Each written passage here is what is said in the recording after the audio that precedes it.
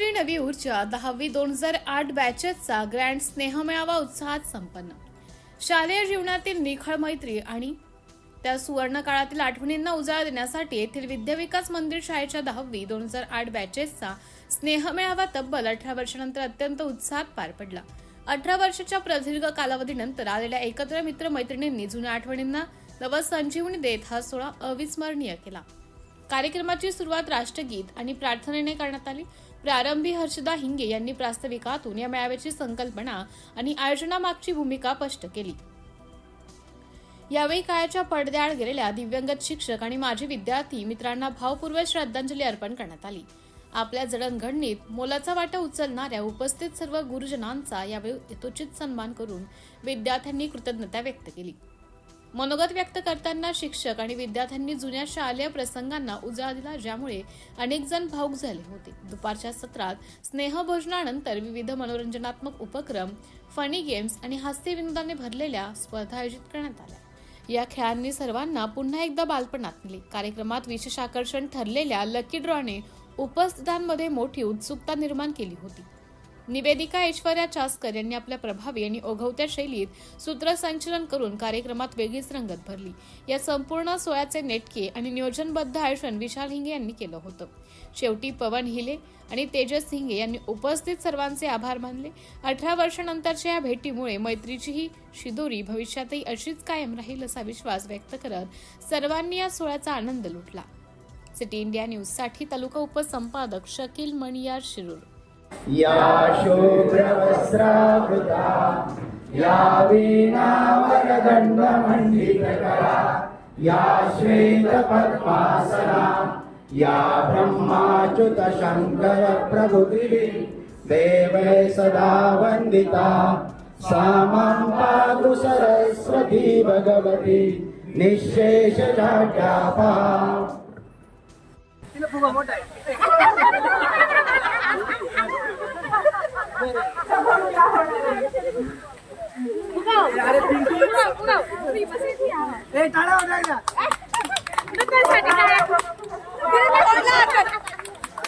मान देऊन आज उपस्थित राहिले म्हणूनही त्यांचा धन्यवाद. आज आपण जवळजवळ 17 वर्षांनी भेटतोय. कार्यक्रमाचं नियोजन करणं हे खूप अवघड गोष्ट होती, कारण 17 वर्ष हा फार मोठा काळ होता. याच्या आधी पण आम्ही एकदा छोटंसं केलं होतं, प्रतिसाद तेव्हा पण कमीच होता, पण आम्ही एन्जॉय केला होता. यावेळेस 17 वर्षांनी सगळ्या तुकड्यांना एकत्र करावं असं नियोजन होतं. म्हणून तुषारला मी असंच म्हणलं, चला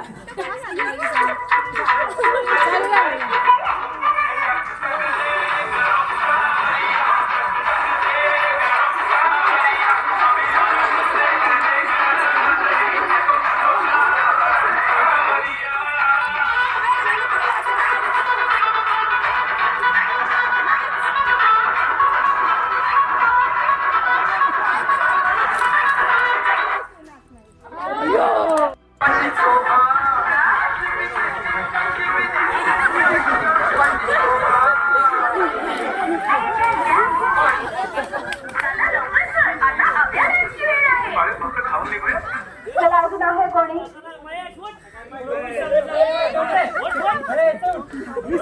आहे का अजून कोणी? चला चला चला. वर्गाची मला सवय आहे आणि तसा आवाजही माझा बऱ्यापैकी मोठा आहे. तर संधी न मिळाल्यामुळं या मॅडमकडून मी काही शिकलोय असं कधी मला ऐकायलाच मिळालं नाही, म्हणून मी तुम्हाला शिकवते थोडंसं. होतंय काय किंवा झालंय काय की तुम्ही ज्या पद्धतीनं शिकलेला आहात, जी अभ्यासाची पद्धत तुमच्याकडं होती, अभ्यासक्रम तुम्ही जे शिकलेला आहात ती आता बदलत चाललेली आहे.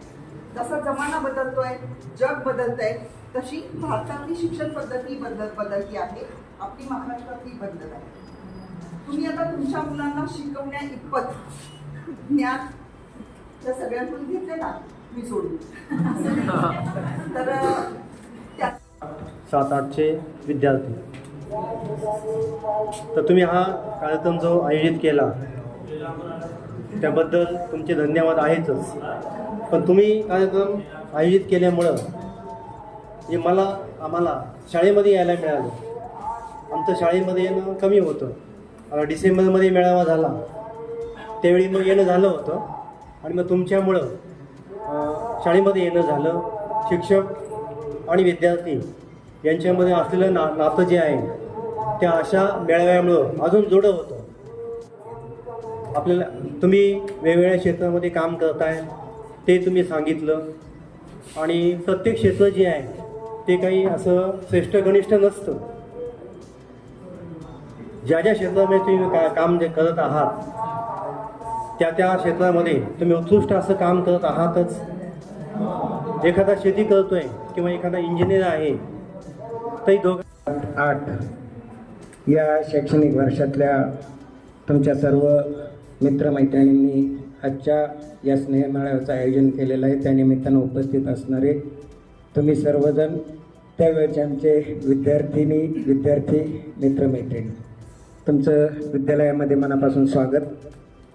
4-5 दिवसांपूर्वी सरपंच पवन हिले आणि विशाल इंगे दोघेजण माझ्याकडे आले आणि म्हटलं सर असं आमचं फायनल झालेलं आहे आणि पहिल्यांदा तुमच्याकडे आलेलो आहोत आणि तुम्हाला निमंत्रित करतो या कार्यक्रमासाठी उपस्थित राहा. मी त्यांना सुरुवातीला माझ्या कामाच्या एक महत्त्वाच्या कामासाठी बाहेरगावी जाणं आवश्यक होतं, परंतु ते काम मी काल करून आलो आणि आज तुमच्या कार्यक्रमासाठी उपस्थित राहण्याचा योग असो. एवढ्या वर्षांनी तुम्ही एकत्र आलेला आहात आणि आज एकत्र आल्यानंतर तुमच्या सर्व विद्यार्थी, तुम्ही